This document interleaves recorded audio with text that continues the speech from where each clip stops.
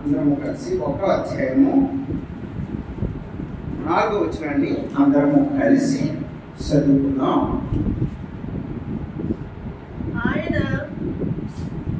అందరూ తీయండి. ఆయన దేవుని మహిమ యొక్క తేజస్సును ఆయన తత్వం యొక్క మంత్రమైంది.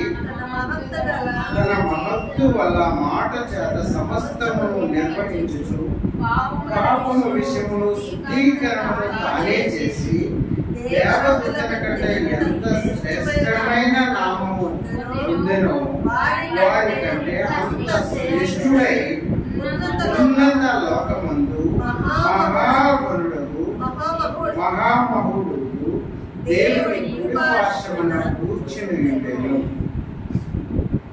చిన్న ప్రయత్నిస్తున్నాం.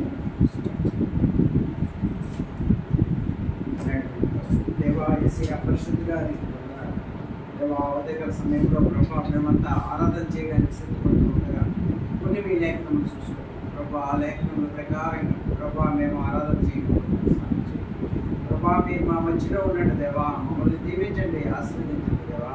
ఏ మాటలు అవసరం ఆ మాటలు దయచేయండి. అందరితో మాట్లాడండి దేవా. మేము ఆరాధన ఎలా చేయాలి, ఏ విధంగా చేయాలి దేవా. మేము మానవులు నడిపించమని శ్రేష్టమైన నామంలో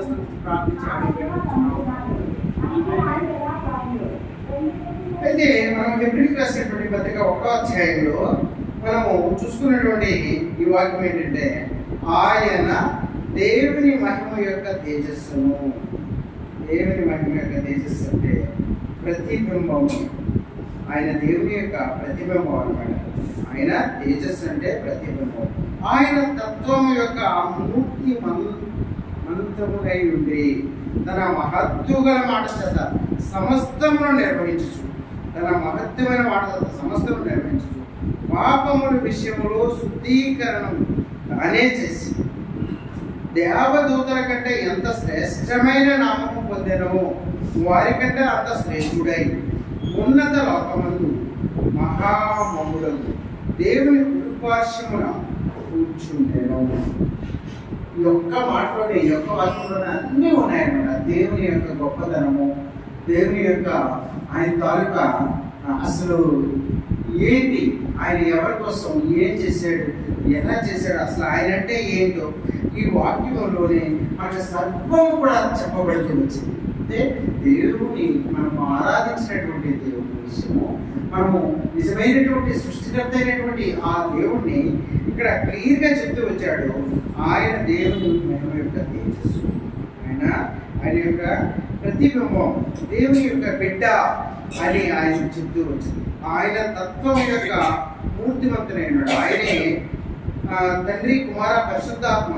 ఆయన యొక్క మూర్తిమంతమైంది తన మహత్తు గల మాట చేత సమస్తమును నిర్వహించారు. అంటే ఆయన ఆదియందు వాక్యముడును, అంటే ఆది కాండంలో మనకు చెప్తూ ఉన్న ప్రకారంగా ఆయన తన మాట చేతే ఆ 7 రోజులు 6 రోజులు కూడా సమస్తమును ఏర్పాటు చేస్తూ వచ్చాడు. తన సమస్తం అంటే తన మహత్తు గల మాట చేత సమస్తమును నిర్వహించు అన్నీ కూడా ఆయన చేశాడు అనమాట. అంటే పాపము విషయమై శుద్ధీకరణ తానే చేసి పాపము విషయమై ఆయన ఈ లోకానికి వచ్చి ఆయనే తండ్రి కుడిపార్శ్వంలో కూర్చున్నటువంటి తన బిడ్డగా ఉన్నటువంటి తాను ఈ లోకానికి వచ్చి ఈ లోకానికి వచ్చి నీ కొరకు నా కొరకు మనం చేసినటువంటి పాపం విషయమై మన కొరకై ఆయన మన కొరకే త్యాగం చేశాడు. అంటే ఆయన మన కొరకే బలి అయిపోయాడు. ఆయన మన కొరకే మన సర్వస్వాన్ని కల్పించాడు అనమాట. అంటే సమస్తమును నిర్వహించినటువంటి ఆయన ఎలాంటి తన మాటల మాట సమస్తమును నిర్వహిస్తూ పాపము విషయంలో శుద్ధీకరణ తానే చేశాడు. మన పాపం మనం ఒప్పుకుంటే మన పాపాలన్నింటినీ క్షమించినటువంటి దేవుడుగా ఉన్నటువంటి దేవుడు. అలాంటి దేవుడిని మనం ఇంకేంటంటే దేవదూతల కంటే శ్రేష్టమైనటువంటి నామము పొందెను. అంటే వారి కంటే అంత శ్రేష్ఠుడై ఉన్నత లోకమందు మహామహుడకు దేవుని పార్శ్వమున కూర్చున్నటువంటి వాడిని మనం అంటే సమస్తము కూడా ఇక్కడ మనకి చాలా క్లారిటీగా అన్ని అంటే ఆయన ఏంటి అనేది ఈ ఒక్క వాక్యంలోనే మనకు చెప్తాడు. అంటే ఈయన ఎంత గొప్ప దేవుడు అనేది తెలుస్తుంది. ఇంకా చూసుకుంటే మనకి ప్రకటన 1:5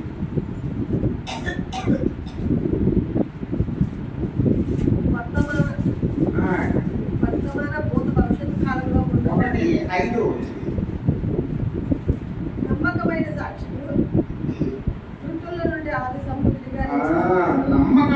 సాక్షి మృతుల్లో నుండి ఆది సంపూర్ణుడుగా లేచిన వాడును భూపతులకు అధిపతి అయినటువంటి యేసుక్రీస్తు నుండి కృపా సమాధానము మీకు కలుగును. చూసారా, నమ్మకమైనటువంటి సాక్షి మృతుల్లో నుండి ఆది సంపూర్ణుడు లేచినటువంటి వాడు.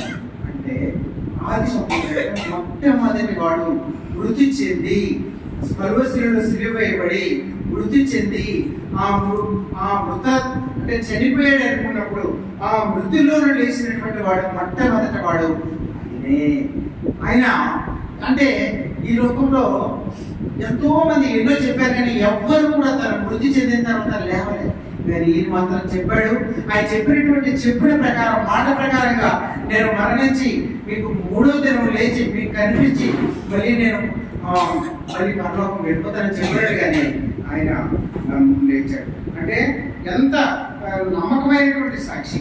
మృతుల్లో నుండి ఆది సంపూర్తిగా లేచినటువంటి వాడును భూపతులకు అంటే రాజులకు అధిపతి అయినటువంటి యేసుక్రీస్తు నుండి కృపా సమాధానం మనకు కలగాలని ఆయన శరీరధారిగా ఈ లోకానికి వచ్చి నీ కొరకు నా కొరకు ప్రాణం పెట్టి కలువశిలలో సిలువేయబడి మన కొరకై రక్తం కార్చి మరణించినటువంటి ఆ గొప్ప దేవుడిని మనం ఆరాధిస్తున్నాం. అంటే ఆయన ఎంత గొప్ప దేవుడు అనేది మనకి ఇక్కడ క్లియర్గా అర్థమవుతూ ఉందన్నమాట. ఆయన నమ్మకమైనటువంటి అంటే ఆయన ఏం చెప్పాడో అది మాత్రమే చేశాడు. నేను 3వ దినం లేస్తాను మీకు కనిపిస్తానని చెప్పినటువంటి దేవుడు. మృతుల్లో నుండి ఆది సంపూర్తిగా లేచినటువంటి వాడు మొట్టమొదటి వాడు ఆయనే. మృతుల్లో నుండి లేచినటువంటి వాడికి ఎవరూ కూడా లేరు, ఆయనే. అలాగే భూపతులకు అధిపతి అయినటువంటి యేసుక్రీస్తు నుండి అలాంటి గొప్ప దేవుడు. అందుకే ఆయన ఏమంటున్నాడంటే 8వ వచనంలో చెప్తాడు, అల్ఫయు ఒమేగాయు నేనే, వర్తమాన భూత భవిష్యత్ కాలంలో ఉండేవాడు నేనే, నీ సర్వాధికారి దేవుడు ప్రభు సర్వశక్తుడు. ఆయన నిన్న నేడు రేపు ఏకరీతిగా ఉన్నటువంటి దేవుడు. కానీ మనుషులుగా మనం చూసినప్పుడు మనం డిఫరెంట్ వే, డబ్బులు ఉన్నప్పుడు ఒకలాగా కనిపిస్తాం, డబ్బులు లేనప్పుడు ఒకలాగా ఉంటాం. మనలో మన చేయి పై చేయనప్పుడు ఒకలాగా ఉంటాం, మన చేయి పెద్ద చేయనప్పుడు ఒకలాగా ఉంటాం. మనకి అవసరం ఉన్నప్పుడు ఒకలాగా ఉంటాం, అవసరం లేనప్పుడు ఒకలాగా ఉంటాం. మన అవసరం తీర్చుకోవాలన్నప్పుడు ఒకలాగా ఉంటాం. డిఫరెంట్ మనం ఉంటాం. దేవుడు అలాంటి వాడే. ఎలాంటి వాడంటే అల్ఫాయు ఒమేగాయు నేనే, వర్తమాన భూత భవిష్యత్ కాలంలో ఉండేవాడు నేనే, నీ సర్వాధికారి దేవుడు చెప్తున్నాడు. భవిష్యత్తు వర్తమాన కాలంలో ఎప్పుడు కూడా ఆయనే ఉన్నాడు. ఆయన తప్ప ఇంకా ఎవ్వరు కూడా ఈ లోకంలో ఎంతమంది పుట్టినా, ఎంత గొప్ప గొప్ప వారు పుట్టినా, ఎన్నో అద్భుతాలు చేసినా ఎవ్వరమో మిగిలిన అందరము కూడా ఏదో ఒక రోజు మరణించిన వారు. ఆయన మాత్రం నిత్యుడు. అలాంటి నిత్యమైనటువంటి దేవుడు మనము ఆరాధిస్తున్నాం అన్నమాట.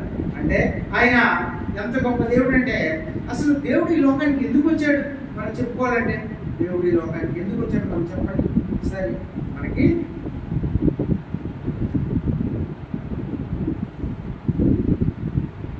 ఎందుకు వచ్చాడు? 1వ తిమోతి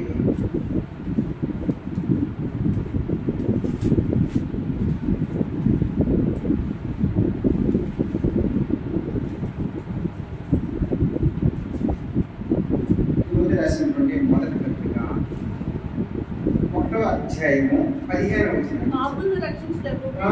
పాపులను రక్షించుటకు క్రీస్తు యేసులో అది ఏ వాక్యము నమ్మదగినది పూర్వ అంగీకరణకు యోగ్యమైనది. ఆయన ఎందుకు వచ్చాడంటే మనం ఈ లోకంలో ఉన్నటువంటి పాపులను రక్షించడానికి. అంటే ఈ లోకమంతా పాపంలో కలిసిపోయి ఉండగా, ఈ లోకమంతా పాపంలో నిండిపోయి ఉండగా, ఇంకా మార్గము లేక ఏమి ఎవరు ఏమీ చేయలేక ఆ పాపం చేసినటువంటి వాళ్ళు ఏంటి గొర్రెలను, మేకలను, బర్రెలను, అంటే కోడెలను అవి ఏం బలిగా ఇచ్చి నా పాపం క్షమించబడింది అని చెప్పుకున్నటువంటి రోజుల్లో ఆయన దానివల్ల పాపం అనేది క్షమించబడదు, దానివల్ల పాపం అనేది తీసివేయబడదు. కానీ ఒక పరిశుద్ధుని ఒక రక్తం వల్ల ఎవరైతే కడగబడతారో అప్పుడే వాళ్ళ పాపం కడగబడదు. అది ఆ దేవుడికి తెలుసు కాబట్టి ఆయన నీ కొరకు నా కొరకు కలువరిశిలువలో సిలువ వేయబడి మన కొరకే చనిపోయి ఆయన వచ్చిన ఉద్దేశం ఏంటి అంటే ఆయన మన మొదటి వాక్యంలో చదువుకున్నట్టుగా ఆయన కుడిపార్శ్వంలో తండ్రి యొక్క కుడిపార్శ్వంలో కూర్చున్నటువంటి కుమారుడు, ఒక్కగానొక కుమారుడు. ఆయన ఈ లోకం కొరకు ఆయన రావడానికి సిద్ధపడి ఈ లోకానికి వచ్చి ఈ లోకంలో కలువరిశిలువలో సిలువ వేయబడి ఈ పాపుల్ని రక్షించడానికి ఆయన ఈ లోకానికి ఎంత గొప్ప భాగ్యం అంటే తన ఒక్కగానొక కుమారుడు. అంటే మనం ఎంతమంది ఉన్నా మనము ఎవ్వరికి కూడా మనం అంగీకరించమే, దేనికి కూడా ఏ పని చేయడానికి కూడా ఇష్టపడమే. కానీ మనకు ఉన్నటువంటి ఒక్కగానో ఒక కుమారుడు పంపించడానికి తండ్రి ఇష్టపడ్డాడు, రావడానికి కుమారుడు కూడా ఇష్టపడ్డాడు. కాబట్టి ఆయన దినం నిత్యుడు అవడానికి కారణం ఏంటంటే నిత్యమైనటువంటి దేవుడు నిత్యుడు అవడానికి కారణం ఏంటంటే ఆయన ఈ లోకానికి నీ కొరకు నా కొరకు ఇష్టపడ్డాడు రావడానికి, నీ కొరకు నా కొరకు ప్రాణం పెట్టడానికి ఇష్టపడ్డాడు. ఆయన మన కొరకు కలువరిశిలువలో సిలువ వేయబడడానికి ఇష్టపడ్డాడు. ఆయన మన కొరకు ఎన్నో శ్రమలు అనుభవించడానికి ఇష్టపడ్డాడు. కాబట్టి ఈ దినం ఆయన నిత్య నివాసి, నిత్యుడైనటువంటి తండ్రిగా. అయితే ఆయన ఇంకా ఎలాంటి వాడంటే ఆయన పూర్తిగా మన కొరకు సర్వస్వాన్ని అర్పించినటువంటి ఇంకెవ్వరూ లేరేమో ఈ లోకంలో. మీ కొరకు నా కొరకు సమస్తాన్ని, తన శరీరంలో ఉన్నటువంటి సమస్తాన్ని రక్తంతో సహా చివరి రక్త పొడి వరకు ఇచ్చినటువంటి వ్యక్తిని ఎవరూ లేరు. మీ కొరకు నా కొరకు ప్రాణం పెట్టినటువంటి ఆ గొప్ప దేవుణ్ణి మనం ఆరాధిద్దాం. మనము ఆరాధించాలి. ఎలాగంటే హృదయపూర్వకంగా మనము ఆరాధించాలి. అయితే ఆయన మనందరి కొరకు ఈ 1 తిమోతిలో దీంట్లో రాస్తూ ఉంచాడు. 2వ అధ్యాయము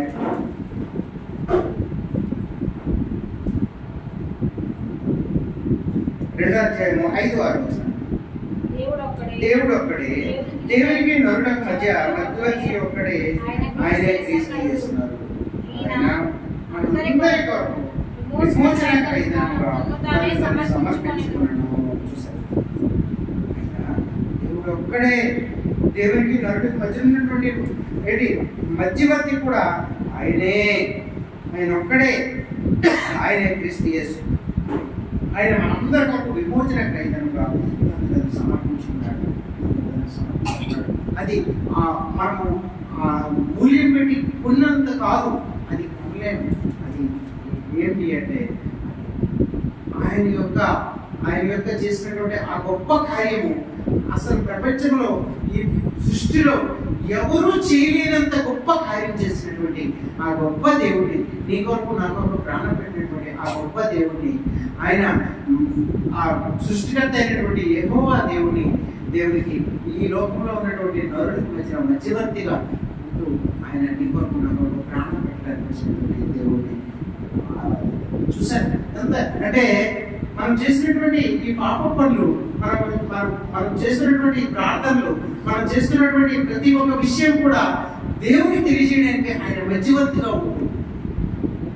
అంటే ఆయన యేసు ప్రభు వారు మన కొరకు ఇంత త్యాగం చేసినటువంటి ఇంత గొప్ప వ్యక్తి, ఇంత ఒక మానవ రూపంలో ఈ లోకానికి వచ్చి ఆయన దేవుడై ఉండి తండ్రి కుమార పరిశుద్ధాత్మ త్రిత్వం కలిగినటువంటి ఆ దేవుడు నీ కొరకు నా కొరకు ప్రాణం పెట్టడానికి యేసు ప్రభు వారి ఈ లోకానికి వచ్చి ఈ లోకంలో నీ కొరకు నా కొరకు ప్రాణం పెట్టి కలువరిశిలువలో సిలువ వేయబడి రక్తం కార్చి మన కొరకై ఆయన సర్వస్వాన్ని అర్పించినటువంటి ఆ గొప్ప దేవుడిని వాళ్ళు ఏమంటాడంటే, నువ్వు మరణించిన తర్వాత కూడా నేను కొనుక్కోబడతాను, తీసుకుని వెళ్ళబడతాను, మధ్యాకాశానికి వస్తాను.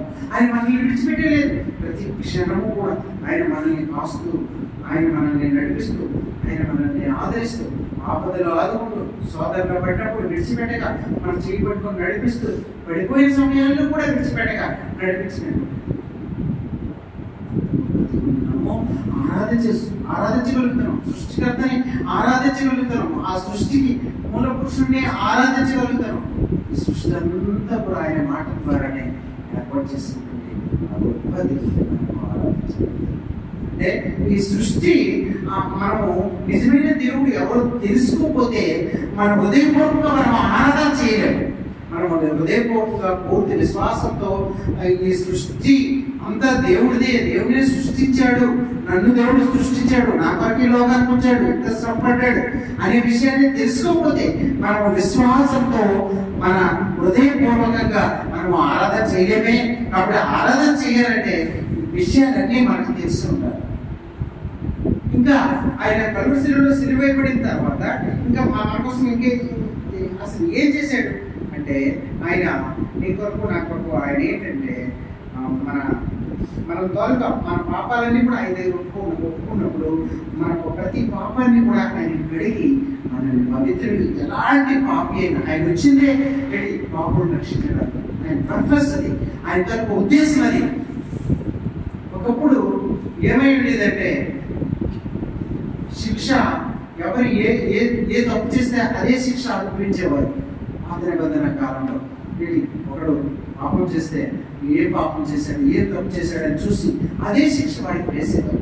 వాడిని మనం చేయి తీసేసేవారు. అది కాదు అని చెప్పి దేవుడి కుమారుడు ఈ కొరకు నా కొరకు వచ్చి ఆయన మనకి మరి దగ్గరై మనకి ఈ దినము మనము సాటిస్ఫాక్షన్గా సంతృప్తిగా మనము ప్రార్థన చేసుకోగలుగుతున్నాము, ఆరాధన చేసుకోగలుగుతున్నాము. అంటే దానికి కారణం ఏంటంటే ఆయనే కుమారుడుగా ఈ లోకానికి వచ్చాడు. మనకు ప్రాణం పెట్టినటువంటి ఆ గొప్ప దేవుడిని మనము ఆరాధించాలి అన్నమాట. అయితే మనకి ఇంకా ఆయన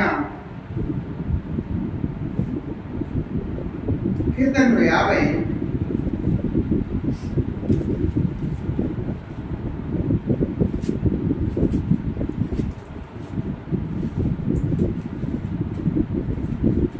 50 కీర్తన 15 ఆపత్కాలంలో నువ్వు నన్ను గురించి మొదలుపెట్టుము, నేను విడిపించును, నీవు నన్ను మహిమపరచుదువు అంటాడు. ఆపత్కాలంలో నువ్వు నన్ను గురించి మొదలుపెట్టు. ఆపదలో ఉన్నప్పుడు మొదలుపెట్టి నేను విడిపిస్తాను, ఆపదను విడిపిస్తాను, నువ్వు నన్ను విడిపిస్తావు అంటే మనకి ఎలాంటి సమయంలో మన పరిస్థితి బాగులేనప్పుడు, మనం ఆపదలో ఉన్నప్పుడు, మన కష్టాల్లో ఉన్నప్పుడు ఆదుకునేటువంటి అలాంటి దేవుడిని మనము హృదయపూర్వకంగా ఆరాధన అంటే ఇష్టం, ఆరాధన చేయడం అనేది ఇష్టం. అలాంటి ఆరాధనని హృదయపూర్వకంగా మనము ఆరాధన చేస్తాం. ఆయన ఎలాంటి వాడంటే ఆయన మొత్తం ఈ సర్వస్వాన్ని సృష్టించినటువంటి సృష్టికర్త. అందుకే మనము ప్రకటన ఒకసారి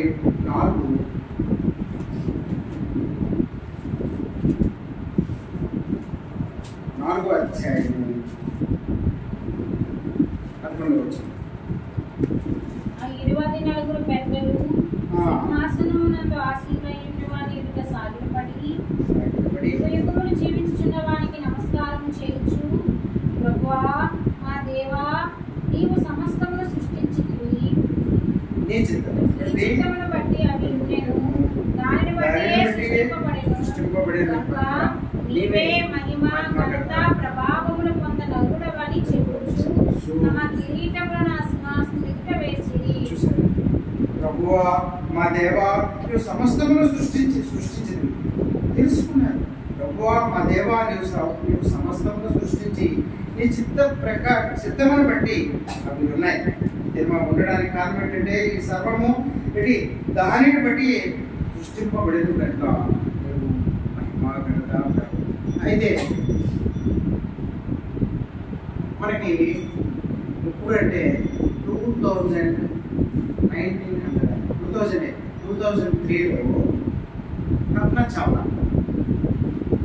స్పేస్లోకి వెళ్ళి అక్కడ చాలా ప్రయోగాలు చేసి అతనితో పాటుగా ఒక టీం కూడా వెళ్ళి తెలుసుకోవాలి అసలు స్పేస్లోకి వెళ్ళి అక్కడ ఉన్నటువంటి భూమి చుట్టూ కూడా 252 సార్లు తిరిగినటువంటి వ్యక్తి ఎవరు అంటే కల్పన చావ్లా.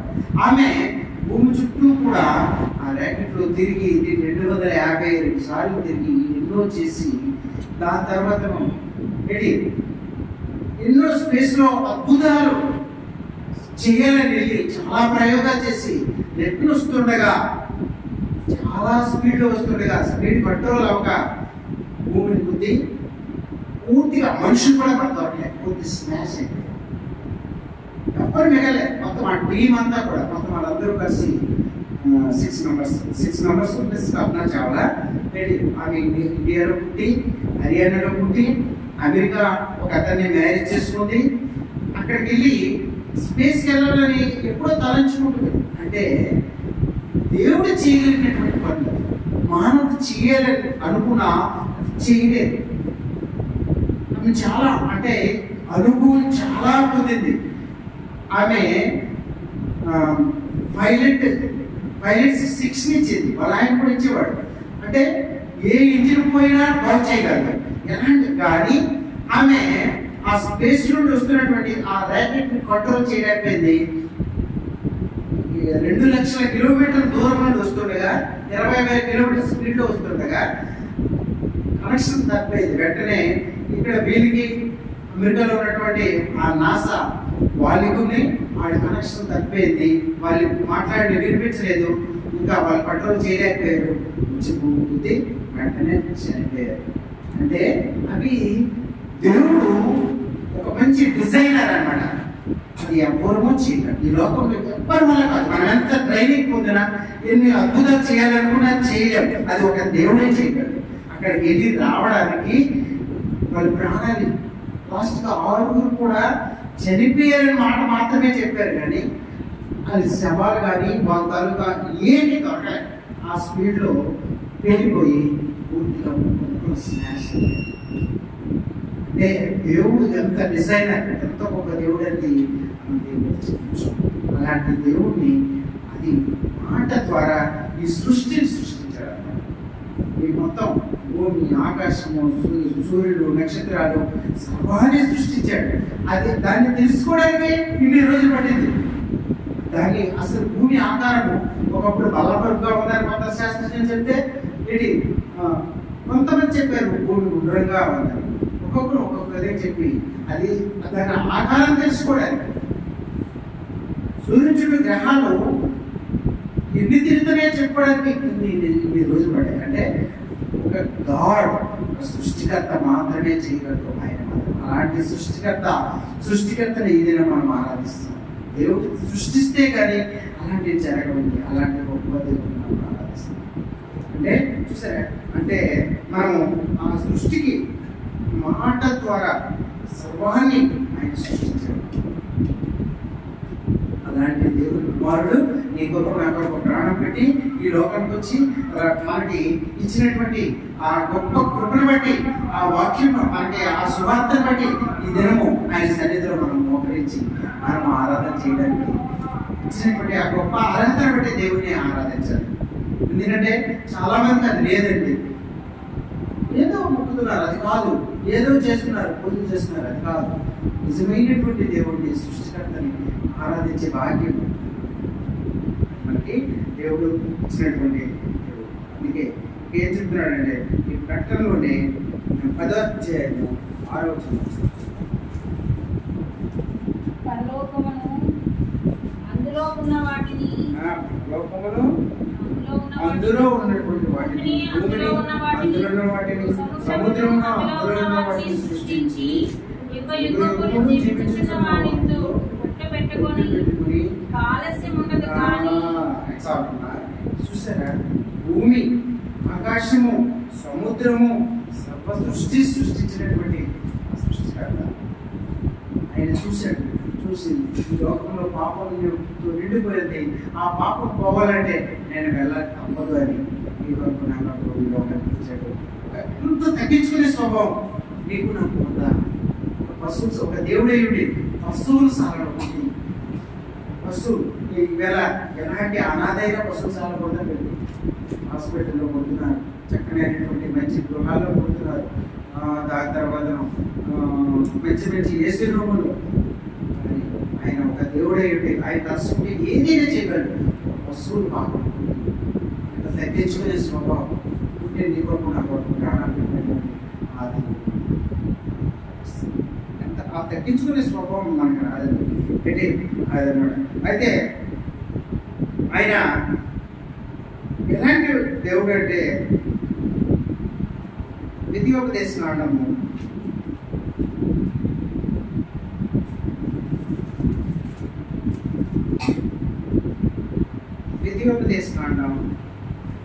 10వ అధ్యాయము ఆయన యొక్క వృత్తిని చూసినప్పుడు 10వ అధ్యాయము ద్వితీయోపదేశకాండం 17-18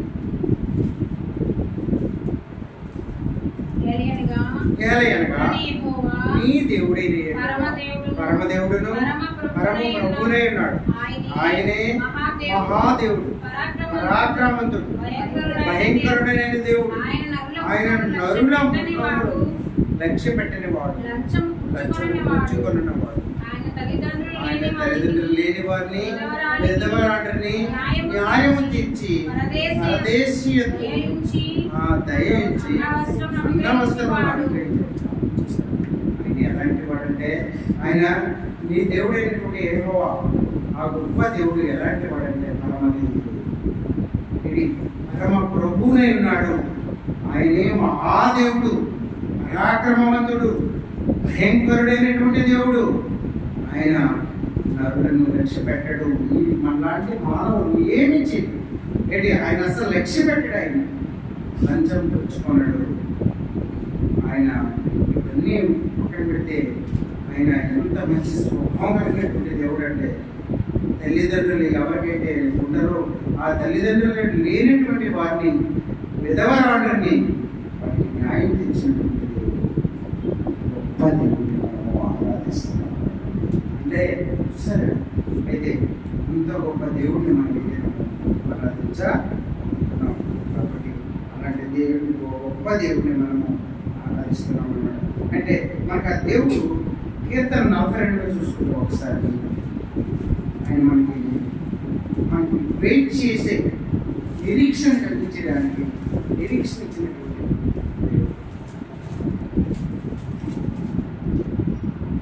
కీర్తనలు 42:5 నా ప్రాణమా నీ వేళ కుంగి ఉన్నావు, నాలో నీ వేళ తొందరపడుచున్నావు. దేవుని నిరీక్షణ ఉంచుము, ఆయనే నా రక్షకుడు.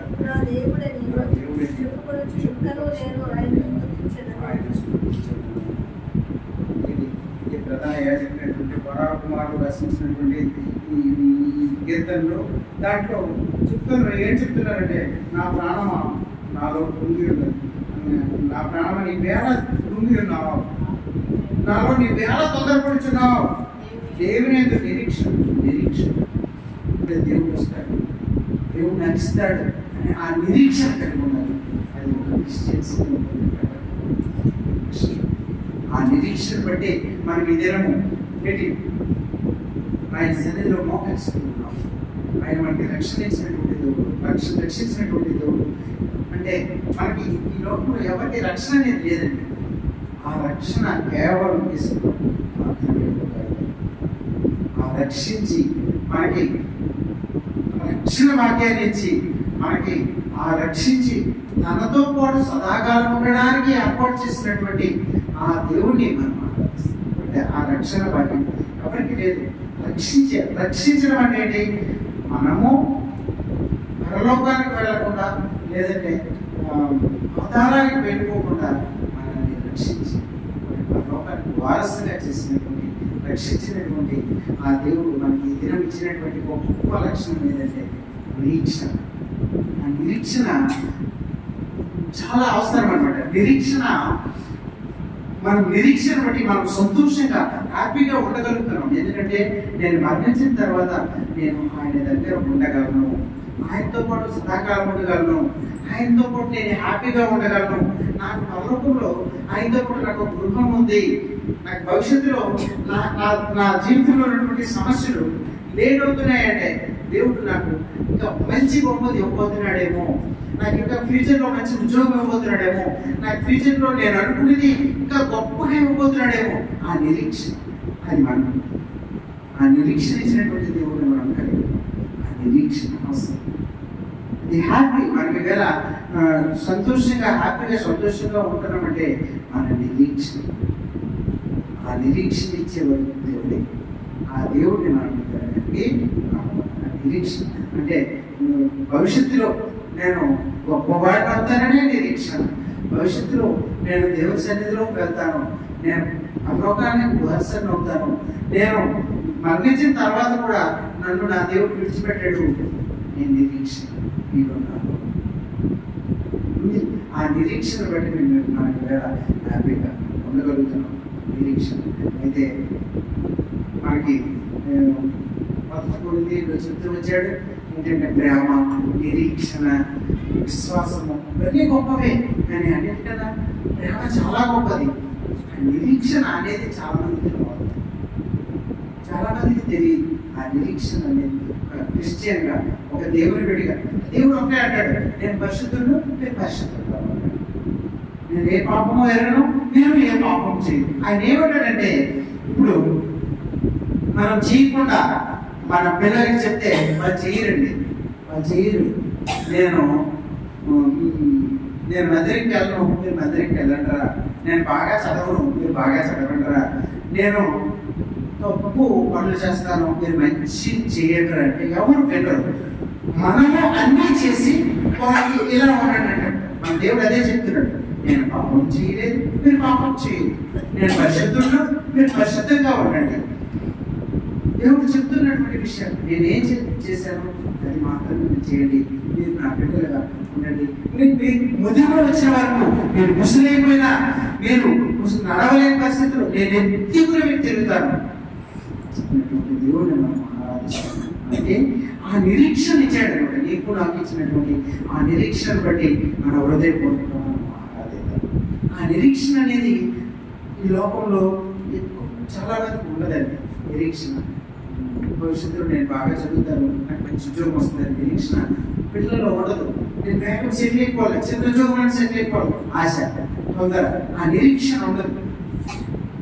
ఆ నిరీక్షణ అనేది మనం వెయిట్ చేస్తూ ఉండాలి.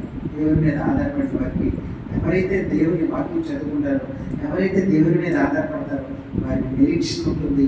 వాళ్ళు దేవుళ్ళు స్థిరపడతారు, బలపడతారు. అలాంటి గొప్ప దేవుడు ఉన్నారు. మన స్వభావం చూసినప్పుడు మనం ఎలాంటి వారు అంటే, మనము ఇక్కడ తిమోతిలో చెప్తూ వచ్చాడు పౌలు, మనం అందరికీ ఇంచుమించు అలాంటి వాళ్ళమే. 1వ అధ్యాయము 1 తిమోతిలో 12వ వచనంలో చెప్తాడు, 12:13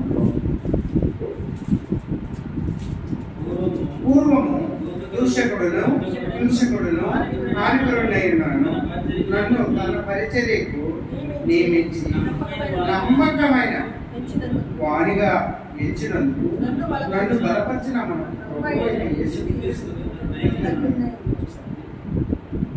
మన జీవితాలన్నీ ఒకప్పుడు జీవితం చూసినప్పుడు విద్యను, ఒకప్పుడు మనకి అలాంటి జీవితమే ఈ లోకరీతిగా తిరుగుతున్నటువంటి వాళ్ళు, ఈ లోకం మన ఫ్రెండ్స్, అలాంటి లోక ప్రకారం మనం ఉన్నటువంటి మన జీవితాలు. అది పౌలే కాదు, పౌల్ని దేవుడే ఏర్పాటు చేసుకున్నాడు. ఎంతో మంది ప్రార్థన చేశారు, ఆయన ఊరినే రాలే, పౌలు కోసం చాలా మంది ప్రార్థన చేశారు. చాలా మంది ఆయన కోసం ప్రార్థన చేశారు. ఆయన చేసినటువంటి హింసలు క్రిస్టియన్ కనిపిస్తే ఉంచేవాడు కాదు, అలా పెట్టి కొట్టి చంపి హింసలు పెట్టేవాడు. దేవుడి దగ్గర ఎంతో మంది మొరపెట్టుకుంటే లాస్ట్కి పౌల్ని దేవుడు ఏర్పాటు చేసుకున్నాడు. అదే మన పౌలు అల్లరి పెడుతున్నాడు, ఇలా కొడుతున్నాడు, లేకపోతే ఇలా చేస్తున్నాడు, మనకి హింసిస్తున్నాడు, చంపేసాడు కూడా చాలా మంది. అలాంటి అని మనము దేవుడి సన్నిధిలోకి రాకుండా దూరంగా వెళ్ళిపోయింటే పేదల పరిస్థితి ఏమైపోయింది? దేవుడి సన్నిధికి వచ్చేవారు కాదు. ఆ నిరీక్షణ కలిగి ఉన్నాం కాబట్టి దేవుడి సన్నిధిలోకి వచ్చేవాళ్ళం. పూర్వం మనం కూడా మన పరిస్థితులు చాలా హింసించే వాళ్ళం, దూషకులు, హానికరులు, పాపం చేసినటువంటి వారు.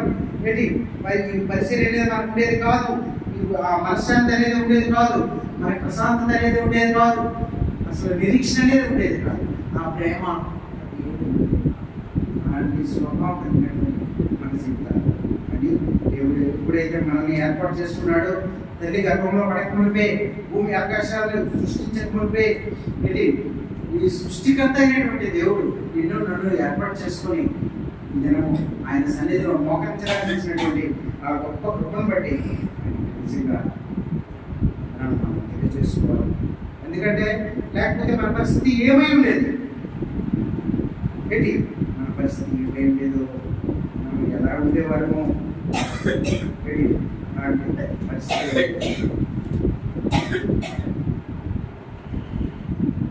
ఆయన పొందినటువంటి దెబ్బల ద్వారా మనం స్వస్థత 53వ అధ్యాయం యెషయా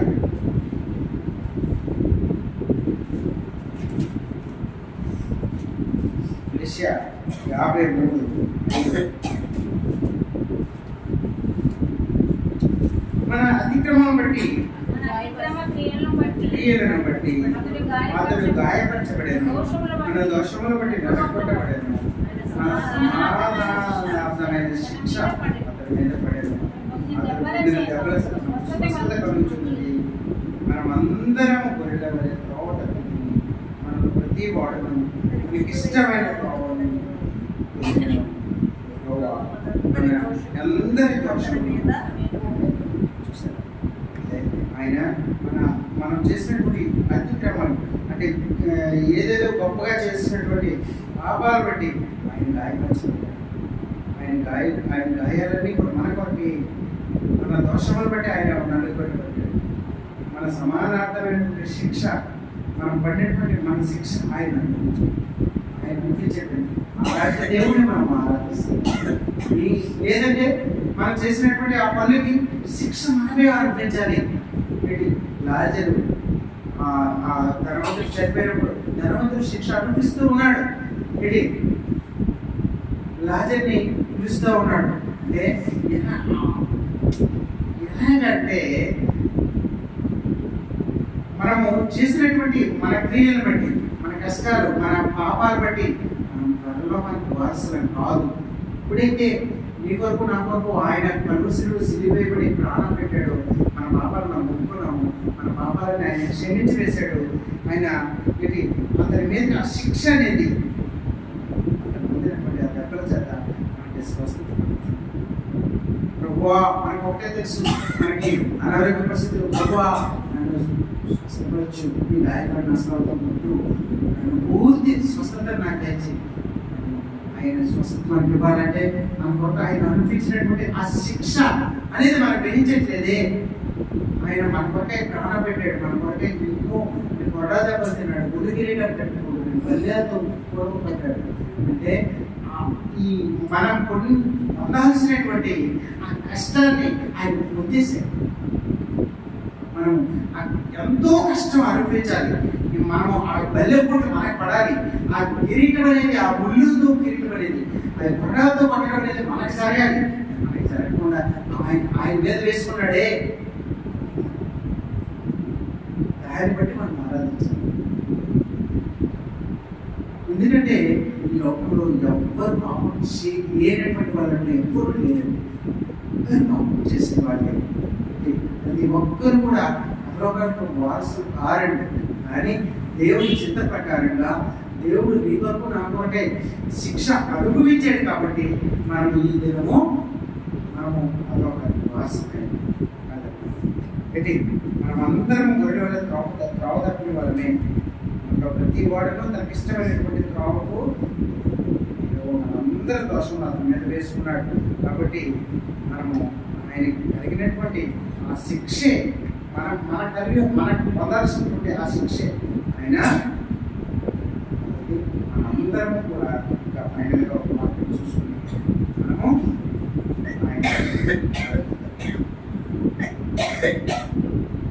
యెషయా 29.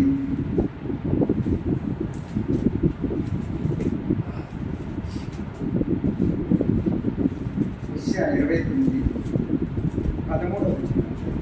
ప్రభు ఇలాగూ సెలవిచ్చుచున్నాడు. ప్రభు ఇలా సెలవిచ్చుచున్నాడు. ఈ ప్రజలు నోటి మాటతో నా యొద్దకు వచ్చుచున్నారు, పెదవులతో నన్ను కనపరుచుచున్నారు గాని తమ హృదయము నాకు దూరము చేసుకుని ఉన్నారు. వారు నా ఎడల చూపు భయభక్తులు మానవుల విధులను బట్టి వారు నేర్చుకున్నవి. మనం ఎలాగా అంటే మమ్మల్ని టెంపరీగా చేసినట్టుగా చేసేస్తున్నాం. ప్రభు సెలవిస్తున్నది ఏంటంటే ప్రజలు మూడు మాటతో నా ఎదురు కూర్చున్నారు, వాళ్ళు పెదవులతో నన్ను కనపరుస్తున్నారు కానీ హృదయం అంటే దేవుని యొక్క ఆ బాధని చెప్తున్నాడు. ఇది తమ హృదయాలను నాకు దూరంగా చేసుకుంటాం. మనం చేసినటువంటి మన మాటలు విన్నాం కదా, మన హృదయపూర్వకంగా మనం ఆరాధన చేయగలగాలి. నా కొరకు ప్రాణం గొప్పది. ఈ సృష్టి అంతటినీ సృష్టించావు. ఏంటి ఆ సృష్టిలో నన్ను భాగం నా పరిస్థితి చూసినప్పుడు నేను పాపిని, అలాంటి పాపం అయినప్పటికీ నన్ను విడిచిపెట్టగా నీ స్వార్థ ద్వారా నన్ను ఏర్పాటు చేసి ఈ దినం నీ సన్నిధిలో వచ్చి పాపించడానికి ఇచ్చినటువంటి కుటుంబం బట్టి నీకు వందనాలు ప్రభా ఆయన అని మన హృదయ లోతుల నుండి కూడా మనము ఆయన్ని ఆరాధించాలి, మనము ఆరాధించగలగాలి. అలాంటి ఆరాధన దేవునికి ఇష్టం. ఆత్మతో సత్యంతో హృదయంతో మీరు ఆరాధన చేయండి అని చెప్పేటువంటి దేవుడు. అలాంటి ఆరాధన మనము చేద్దాం. ఒకరు అందరము వరండాలో ఉన్నటువంటి వారు, అలాగా రూమ్లో ఉన్నటువంటి వారు అందరం ఒక తర్వాత ఒకరు